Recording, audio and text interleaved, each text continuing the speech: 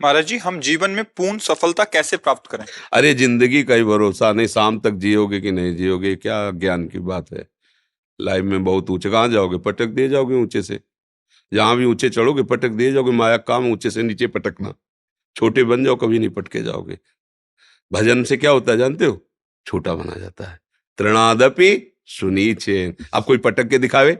मान लो आप सीधे चित्त पड़े हो, अब तुम्हें कौन चित्त करेगा? पहले चित्त राधा राधा राधा। आराम से सो जाओ। अब तो तुम्हारी इच्छा है कि हम ऊंची पर चढ़े, तो फिर बहुत अच्छी पकड़ होनी चाहिए, नहीं फिसल गए तो गिरोगे, हड्डी हड्डी टूट जाएगी। ये ऊंचाई की चाह ही मतलब उसको नष्ट कर देती है। और दैन्य होकर भगवान का भजन करते रहो, वो जहां पहुंचा देंगे वहां से गिरने का चांस नहीं होगा। समझ रहे हो ना? हाँ, यही तो माया का खेल है। वो सबसे बड़ा बनना चाहता है, हर क्षेत्र में बड़ा बनना चाहता है। ये दोष भी नहीं, क्योंकि बहुत बड़े का बच्चा है ना, बड़े का भगवान का बच्चा है ना, तो भगवान सबसे बड़े है ना, वो सबसे बड़ा बनना चाहता है। पर इस मार्ग में बड़ा बना जाता है सबसे छोटे बन के। जो जितना छोटा बन गया उतना ही बड़ा बन गया। मतलब सच्ची बात समझो।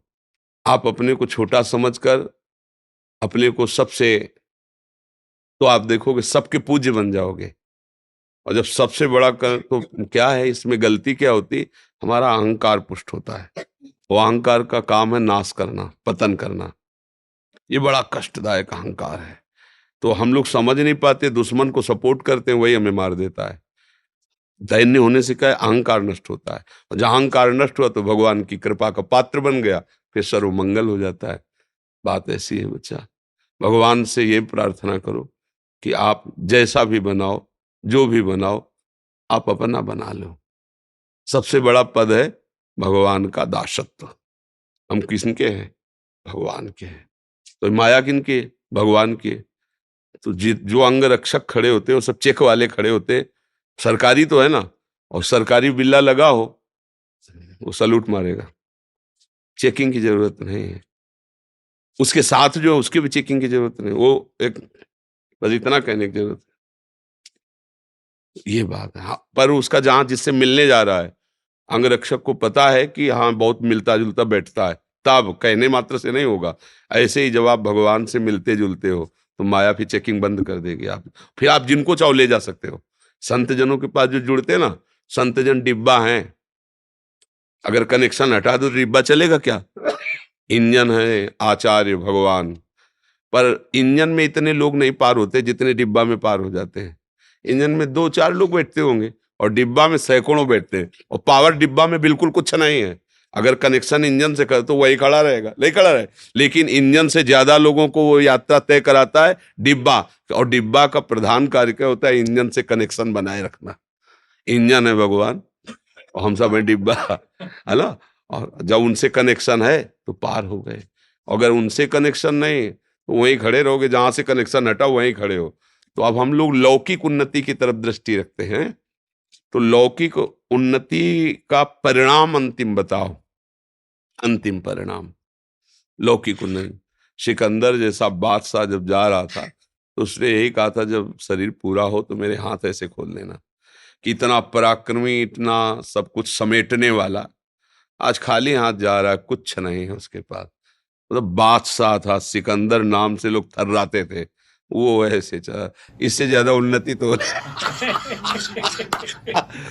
रावण जब चलता था ना तो धरती कांपती थी। चलत दसानल डोलत अवली। और उसकी खोपड़ियों में जैसे फुटबॉल में लात मारा जाता है ना, बंदर ऐसे लात मारते थे। तब मंदोदरी जी ने कहा, राम विमुख अस हाल तुम्हारा, रहा न कोकुल रोवन। तेरी छाती पे बैठ के आंसू गिराने वाला नहीं रह गया कोई। क्यों ऐसा हाल तेरा? इसलिए हुआ कि तू भगवान से विमुख था।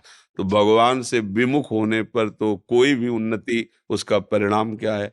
अगर हम भगवान के हैं तो हमारी बहुत बड़ी उन्नति क्या है? ये जीवन जैसे बने वैसे कटेगा, लेकिन अंत में हम भगवान के पास जाएंगे, अपने प्रभु से मिलेंगे, हमारा जन्म मरण छूट जाएगा, सदा सदा के लिए परमानंद में।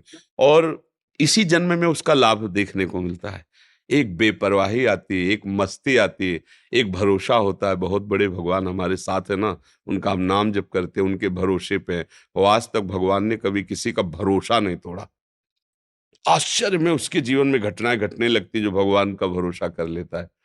एक बार भाई जी महाराज गीता वाटिका में थे, तो तत्काल एक तार आया, गांधी जी के परिकर के, उनके भतीजे आज सब वो गोरखपुर से निकल रहे थे, वो भूखे थे। तो उन्होंने भाई जी को तार से सूचना दी कि कुछ ही समय में हम स्टेशन पर पहुंचने वाले हैं, यदि हमारी भोजन व्यवस्था हो जाए तो हम मतलब अच्छा हो।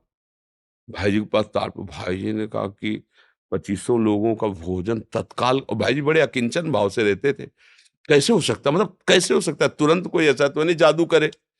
तो उनका जिनके भरोसे उन्होंने तार भेजा वही व्यवस्था करेंगे। चर्चा हो रही थी कि एक खड़खड़ा में सब बड़े बड़े पात्रों में खीर पुआ सब लदा हुआ आया। बोले भाई जी, किसी का नाम लिया सेठ का, उनके आज संत सेवा थी तो उनका पहले गीता वाटिका भेजो। तो पहले पहले ये सब आया है। बोले कितने आदमियों का है? बोले कि लगभग 50 आदमियों का है। बोले यही खड़खड़ ले चलो, स्टेशन ले चलो। वो उतरे बाद में भोजल वहां पहले पहुंच गया। ये क्या है? भगवान का भरोसा। उधर से मांग आ रही हो, इधर से वो भेज रहे हैं, अपने निमित्त मात्र हैं।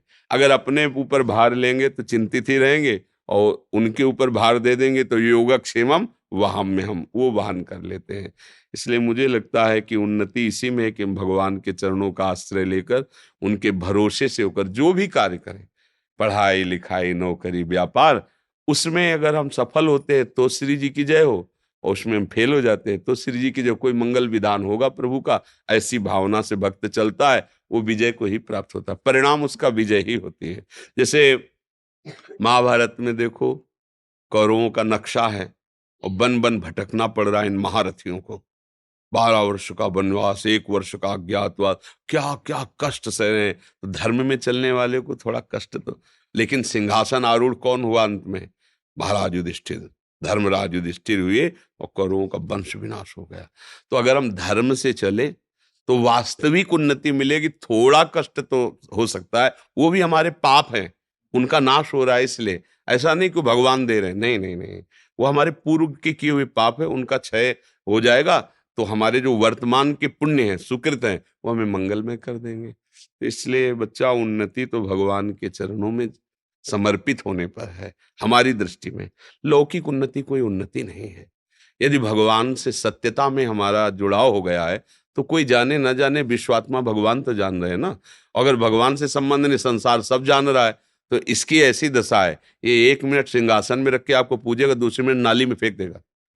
संसार का स्वरूप है? उसकी तो दृष्टि है नहीं, वो जैसा सुनता है, जैसा देखता है, वैसे ही करता है। तो वास्तविक है कि हम भगवान की शरण में वो उन्नति जब देंगे, वो स्थायी होगी। तो हमें लगता है भगवान का भजन ही सबसे बड़ी उन्नति है।